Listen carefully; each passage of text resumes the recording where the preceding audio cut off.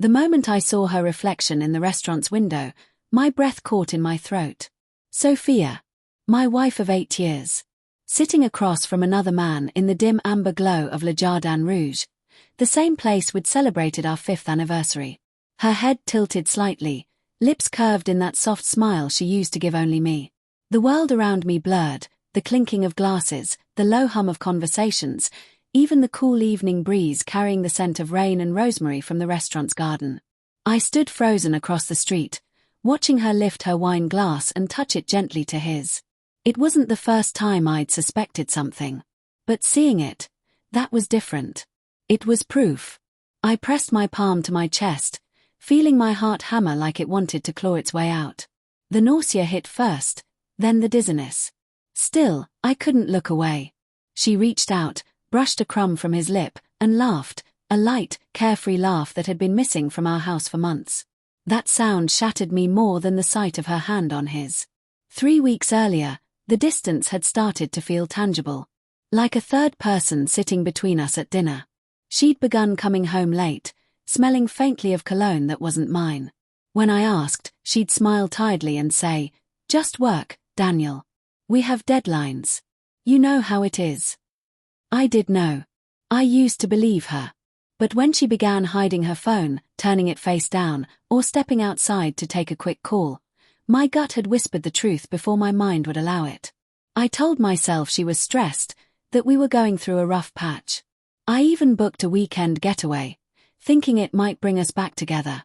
She cancelled it 2 days before we were supposed to leave. Something urgent came up at the office. That night, as she slept beside me, I opened her phone. The lock screen had changed. That was when I started planning. I wasn't the kind of man who yelled or made scenes. I was quiet, methodical. A software engineer by profession, and apparently, by temperament too. So I decided that if I were to lose her, I'd do it on my terms. I contacted Le Jardin Rouge the next morning. Told them I wanted to make a dinner reservation for 2 under Sophia's name for a specific night. Tonight. Paid extra to ensure she'd get her favorite table, the one near the window overlooking the courtyard fountain. The maître d' didn't even ask questions when I requested a discreet delivery of a sealed envelope to that table, one addressed to her. Now, standing outside, I watched as the waiter approached their table.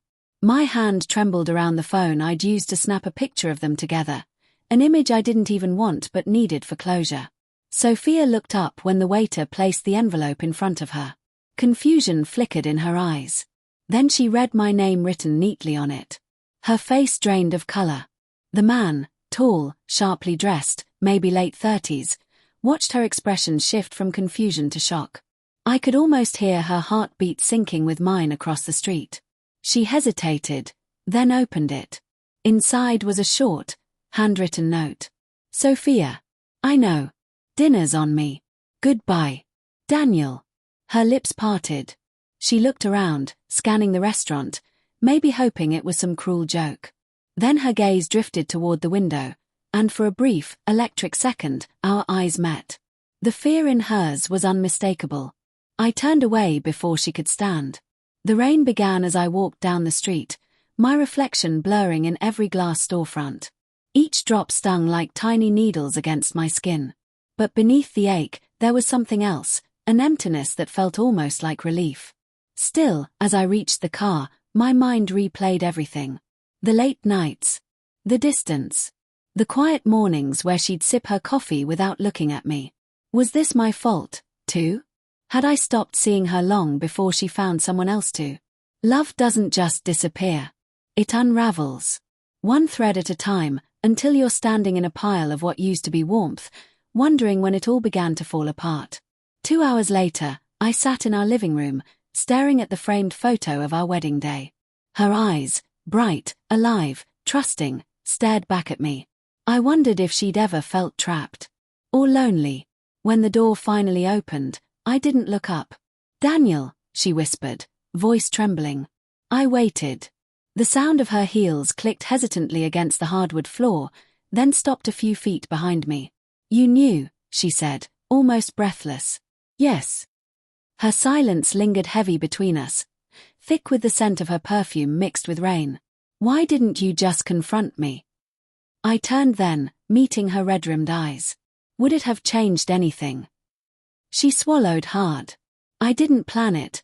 Not like that. It just happened. He listened to me. He made me feel seen. Seen, I repeated, the word slicing deeper than I expected. And I didn't. Tears spilled down her cheeks. You stopped looking at me like I was someone you wanted. I became part of your routine.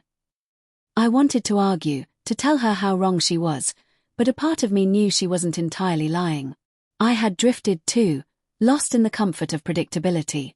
But betrayal doesn't justify itself through loneliness. So you found someone else, I said softly, instead of talking to me. She stepped closer. I never stopped loving you. Then why did you let him touch you? I whispered.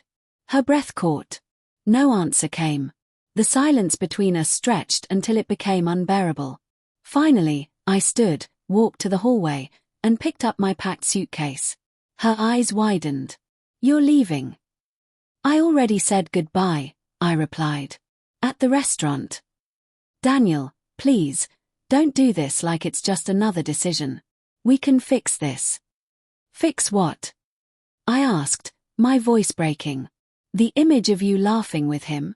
The way you looked at him like you used to look at me. She reached out, her hand trembling. Please. I stepped back. You made your choice. Tonight, I made mine. Her sob followed me to the door, but I didn't turn around. It's been 6 months since that night. I moved into a small apartment overlooking the river, started therapy, and began to learn what solitude feels like when it isn't loneliness. Every now and then, I see her name flash across my phone. I don't answer. I used to think betrayal was the moment someone broke your trust.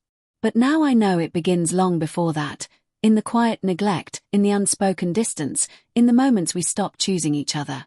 I forgave her, though she'll never know. Forgiveness, I realized, isn't about reconciliation. It's about reclaiming peace.